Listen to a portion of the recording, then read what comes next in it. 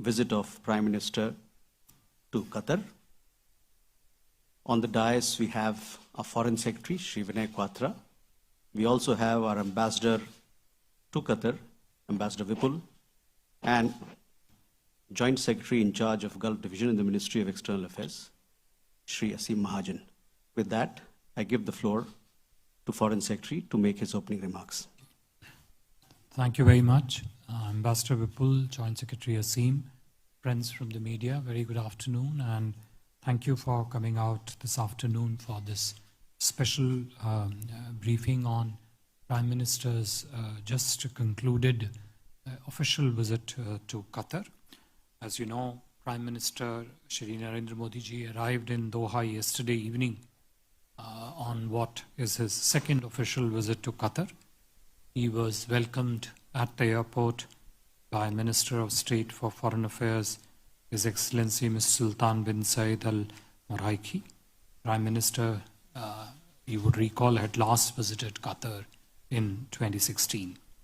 Yesterday evening, Prime Minister Modi met with the Prime Minister and Foreign Minister of Qatar, His Excellency Sheikh Mohammed bin Abdul Rahman Al Thani. The two leaders discussed at length various elements of bilateral engagement, as also issues of regional importance to both countries. This was followed by a dinner hosted by Excellency the Prime Minister of Qatar in honor of Prime Minister Modi. The dinner was attended by senior ministers on both sides. This morning, there were three key and significant elements of Prime Minister's program. The first was a ceremonial welcome. Honorable Prime Minister was accorded a ceremonial welcome at the Amiri Diwan, where His Highness Amir Sheikh Tamim bin Hamid Al Thani received him. Thereafter, the ceremonial guard of honor was presented to the Prime Minister. The two leaders thereafter held detailed discussions, first in a delegation level format and then in the restricted format. The topics of discussion included a wide range of areas of bilateral cooperation, including trade partnership, investment cooperation, energy partnership, issues engaged in regional security, cultural affinity, and people-to-people ties. In this, when the two leaders spoke, they spoke about the need for strategic investments and strategic partnership in the field of energy and technology, and to proceed beyond the bilateral relationship in this field. They also discussed issues of regional and international importance. The two leaders, of course, recalled their last meeting on the sidelines of COP28 last December. Prime Minister thanked His Highness the Amir for his support for the welfare of the Indian community, and in this regard expressed his deep appreciation to His Highness the Amir for the release of 8 Indian nationals of Al Dhaha Company. We are extremely gratified to see them back in India. Honorable Prime Minister invited His Highness the Amir to pay a visit to India. His Highness the Amir also hosted a banquet lunch at the palace in honor of Prime Minister. The third and the last segment was Honorable Prime Minister's meeting with His Highness the Father Amir, which was the last part of the engagements today. Prime Minister congratulated His Highness the Father Amir on his visionary leadership that has paved the way for Qatar's development over the past decades, has also laid a strong foundation for India-Qatar bilateral partnership.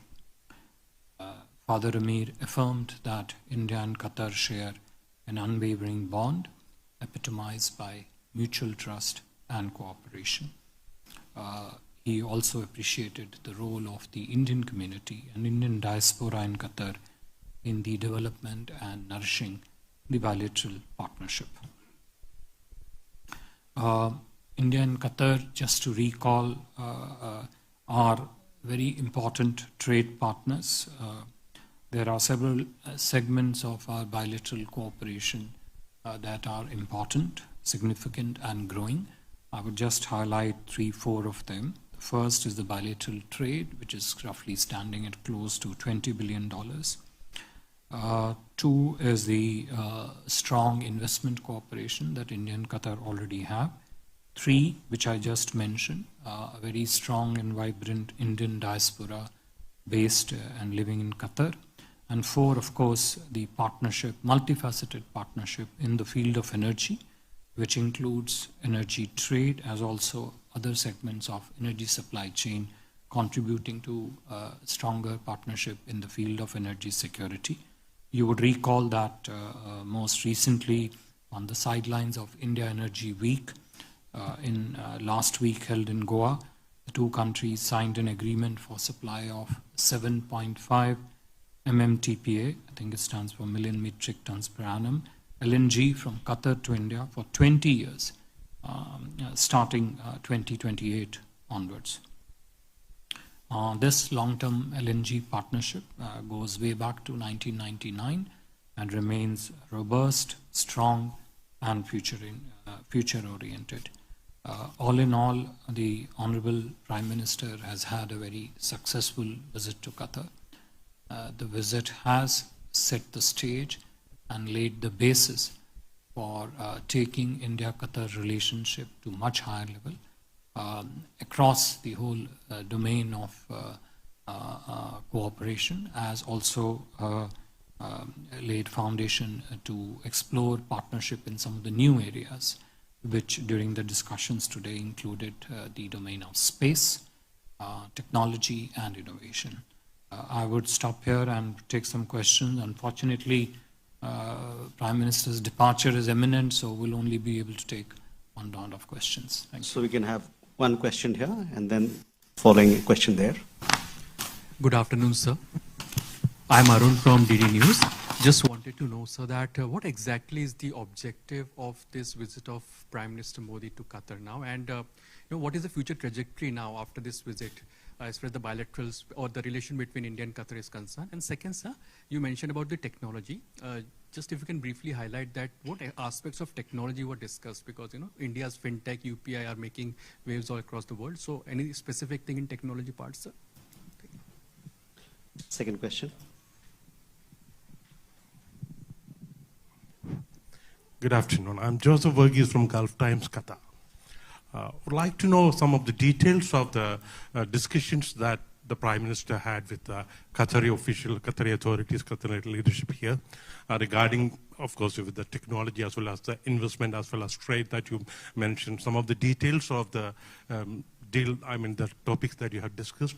And in addition to that, were there any agreements signed between both parties during the discussions? Would like to know more about that. Thank you. One last question. Yeah. I'm Satyendra Pathak from Qatar Tribune newspaper. As the Foreign Secretary rightly said, that now the trade relations between Qatar and India has reached almost $20 billion, but it is highly in favor of Qatar. So what India is trying to do to bridge this gap? Thank you, sir. Okay. Thank you very much. I think in some ways the questions are interrelated, so we'll try to cover them in a single answer. Look, as I mentioned in my opening remarks, the Prime Minister's visit to Qatar is focused on consolidating the wide-ranging partnership that India and Qatar have across different fields of economic cooperation.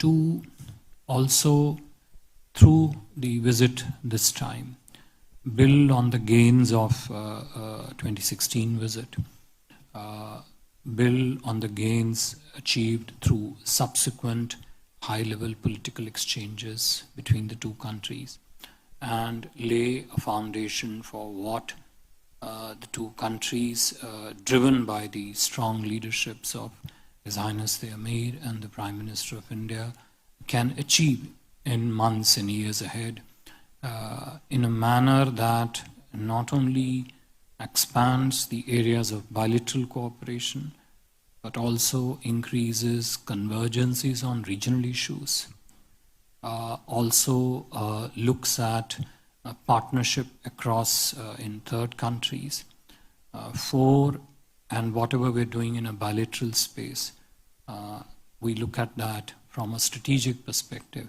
rather than from a transactional perspective. This then essentially segues into the areas of technology, which you asked, the areas of trade, investment, and energy. So in terms of technology per se, whether it is the domain of fintech, whether it is the domain of technologies used in the building of smart cities, for example. 3, the innovation ecosystems.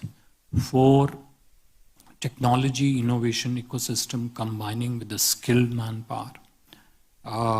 And then taking convergences of these 4 areas into individual sectors such as space, education, energy, automotive, electric vehicles, for example, and the ecosystem of each of these areas. So space has an ecosystem, auto sector has an ecosystem, EV has an ecosystem.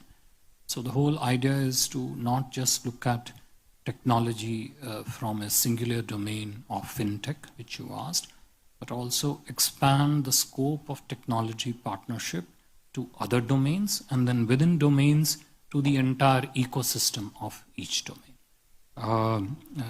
Similarly, with regard to the investment, energy also, the idea was that yes, India and Qatar have a strong energy security, energy trade partnership, but there are several aspects of energy partnership where India and Qatar could have a strategic view. So green energy, for example, renewable space, for example, building supply chains that go beyond trade in the field of clean energy, using technology in the energy space, looking at new innovations that are coming up in the energy field, etc., etc. The idea was to view it from a comprehensive frame of reference rather than from a very important but a restricted frame of reference of pure energy trade. The same applies to the investment also, that we should look at investment from a strategic perspective, given that India is poised to become the 3rd largest economy in coming years, given that the growth trajectory of Indian economy is very strong, robust, and also substantial, which then opens up opportunity for countries, including particularly partners like Qatar, to become our strategic partners through the investment in that development and growth journey, but do it in a manner that is, of course, beneficial to both the partners. So not looking at pure play investments purely from the point of view of return on equity, but also on using investment as a vehicle actually to build a long-term strategic partnership between the two countries. So investment from a strategic perspective, energy. Similarly, in terms of trade, the focus on trade is to, one, broad-base the trade basket, and then within the existing trade baskets, look at, one, the expansion of trade, building new trade market. When I say new trade market, what I mean is that you may have a product for which there may not necessarily be currently a market in Qatar, but